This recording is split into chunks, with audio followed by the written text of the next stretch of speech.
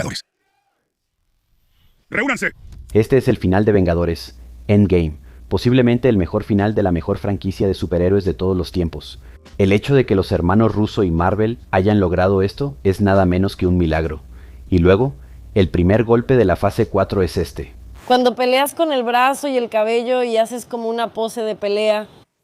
Sí, es una pose de pelea, eres toda una posera. Viuda Negra es una película que llegó una década tarde. En pocas palabras, uno de los muchos errores de Marvel después de Endgame fue abrir la fase 4 con la precuela. Se siente como si hubiera pasado una década en este punto, aunque solo hayan sido 5 cortos años, pero después del final de Endgame, Marvel tenía una decisión crucial que tomar. ¿A dónde deberían ir? ¿Qué camino deberían seguir? Bueno, lo que debieron haber hecho es pisar el freno. Debieron haber detenido la producción de todas las series de televisión y películas, y simplemente dejar que el impacto de uno de los logros más exitosos y notables en la historia del cine se asentara. Pero Marvel es propiedad de Disney, así que obviamente eso no va a pasar. En lugar de dar un respiro de 5 años antes de regresar y reiniciar todo con los X-Men, eligieron lanzar una serie de series de televisión apresuradas, películas poco desarrolladas e intentos fallidos de consolidar una nueva generación de héroes. Para empezar, ofrecieron una precuela protagonizada por Natasha Romanoff, la viuda negra de Scarlett Johansson, quien, alerta de spoiler, murió en la película anterior. No. Ahora, para dar contexto, este tipo de maniobra es bastante común en el mundo de la publicación de cómics. Endgame e Infinity War fueron el equivalente a publicar un gran crossover como Civil War, Secret Wars o Fear Itself. ¿Y qué pasa cuando esos cómics terminan? La línea sigue publicándose, pero reinician con cómics más pequeños y con historias más pequeñas. A veces, sus respectivas editoriales implementan una historia general bajo la cual todos los cómics se agrupan. Estos no son necesariamente un crossover, sino un sello editorial que le permite al lector saber que los eventos que acabamos de vivir han tenido un impacto directo en la línea editorial. Después del mega crossover centrado en Linterna Verde, Noche Más Oscura, DC tuvo El Día Más Brillante, donde varios personajes fueron reintroducidos, reposicionados o personajes antiguos recibieron puntos de entrada claros para que nuevos lectores se interesaran. De manera similar, Marvel tuvo Reinado Oscuro durante las consecuencias de Invasión Secreta, un crossover con temática de los Skrull. Reinado Oscuro mostró un mundo donde los villanos ganaron y Norman Osborn ahora era el líder de SHIELD.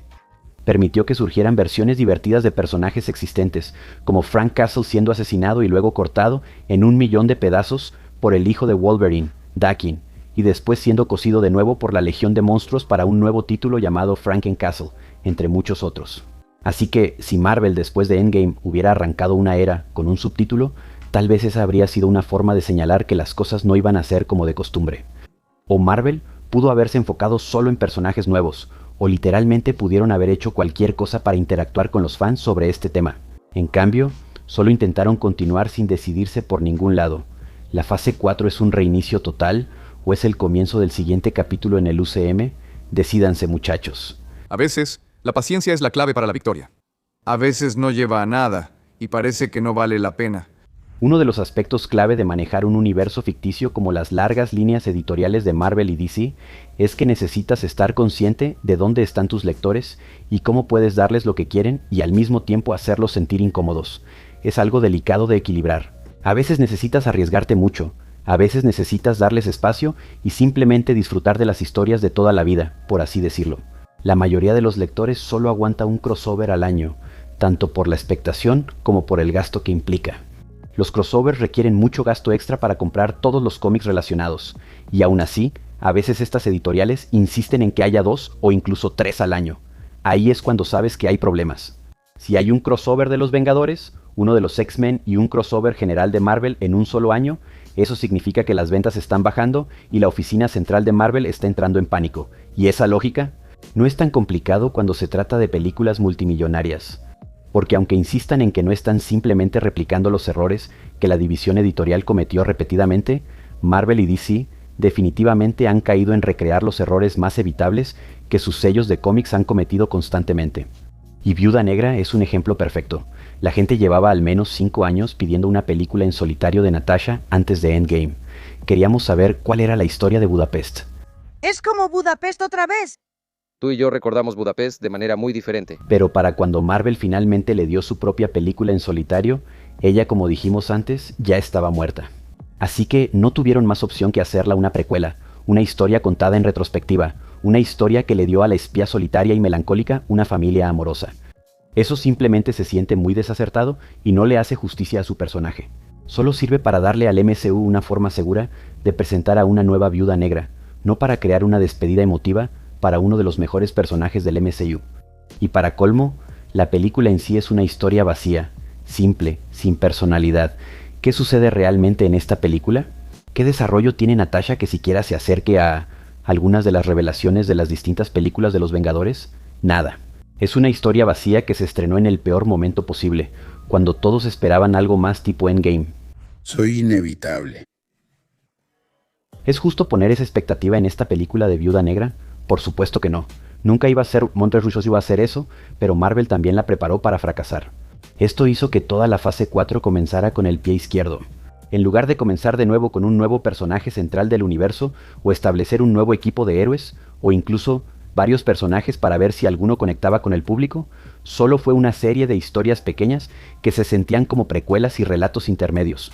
Todo lo de la serie de Falcon y el Soldado del Invierno pudo haberse manejado en un prólogo de la nueva película del Capitán América. WandaVision y la primera temporada de Loki tuvieron algunos momentos geniales, pero ¿qué tal si Hawkeye y Eternals no lograron cumplir su potencial al final del día?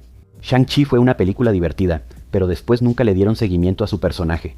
Marvel no comunicó bien que estaban en una era de reconstrucción, y por eso nunca lograron afianzarse, y eso se nota hasta el día de hoy.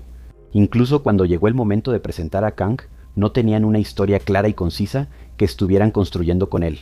Fácilmente pudieron haber estado desarrollando la historia de «se acaba el tiempo» en el trasfondo de las películas y series, pero les preocupaba volver a recurrir a los Vengadores demasiado pronto, y por eso se metieron en problemas. No tenían suficiente infraestructura argumental preparada cuando llegó el momento de alejarse de Kang, y en su lugar, ahora están intentando hacer un gran crossover con Secret Wars y Doomsday, pero no tuvieron la preparación ni el marco narrativo con las apariciones previas de los Vengadores ya establecidas. O sea, literalmente ni siquiera tienen un nuevo equipo de Vengadores establecido, y no, el truco de los Thunderbolts no cuenta.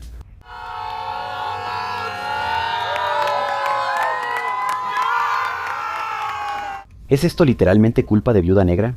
No, por supuesto que no. Esa película es una entrega totalmente aceptable, del montón. Si esa hubiera salido durante la fase 2, probablemente habría hecho cerca de $700 millones, pero no fue así. De hecho, se estrenó durante el pico de la pandemia y tuvo una exhibición en cines casi inexistente, y se ofreció en Disney Plus al mismo tiempo, lo que hizo que Scarlett Johansson demandara a Disney, pero esa es una historia para otro momento. No puedes pasar varios años construyendo y construyendo y acumulando presión narrativa, y luego, cuando llegas al clímax y ya resolviste todo lo que venías construyendo, esperar que la gente no esté pidiendo más. Ahora has entrenado a tu público que va al cine para que solo busque cameos, crossovers y la siguiente pieza del rompecabezas que encaje en su lugar. A tu izquierda. Y cuando no hay eso, la gente se siente insatisfecha. Por eso necesitaban darles espacio a las cosas. Si tenían que contar historias sobre personajes de Marvel para satisfacer a los accionistas, al menos debieron haber empezado con Eternals, Shang-Chi y algunos otros personajes que no tenían ninguna conexión previa con el universo. Que sean libres de continuidad y tal vez darles un subtítulo como Reinado Oscuro, Era de Héroes o Día Más Brillante, para decirle a la gente, está bien, ahora estamos experimentando, estamos probando cosas, y quien termine siendo el más popular de esta era será nuestro nuevo Tony, Cap o Thor, la nueva trinidad sobre la que construiremos. Pero como sabes, no lo hicieron, y ahora están pagando el precio por eso.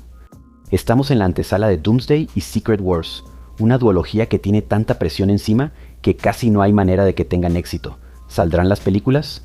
Sí. ¿Ganarán muchísimo dinero? Por supuesto. Pero la probabilidad de que tengan éxito creativo o que siquiera se acerquen a igualar la perfección del final de Endgame, para nada. ¿Sabes que sí es seguro, sin embargo? No van a abrir la fase 6 con la precuela. Definitivamente ya aprendieron esa lección, ¿verdad? Y bueno, eso es todo por este episodio de Nerdstalgic. ¿Tú qué opinas? ¿Crees que este fue el mayor error de las dos últimas fases de Marvel? Déjanos tu opinión en los comentarios. Y como siempre, dale like, comenta y suscríbete para más videos como este.